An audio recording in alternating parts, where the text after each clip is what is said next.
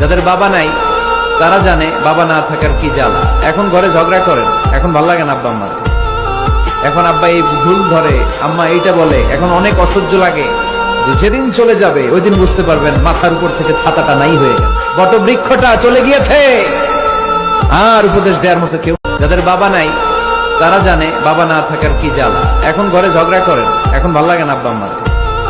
এখন আব্বা এই ভুল ধরে, আম্মা এইটা বলে, এখন অনেক অসহ্য লাগে। যেদিন চলে যাবে ওই দিন বুঝতে পারবেন মাথার উপর থেকে ছাতাটা নাই হয়ে গেছে, বট বৃক্ষটা চলে গিয়েছে, আর উপদেশ দেওয়ার মতো কেউ। যাদের বাবা নাই তারা জানে বাবা না থাকার কি জ্বালা। এখন ঘরে ঝগড়া করেন, এখন ভাল লাগে না আব্বা আম্মার।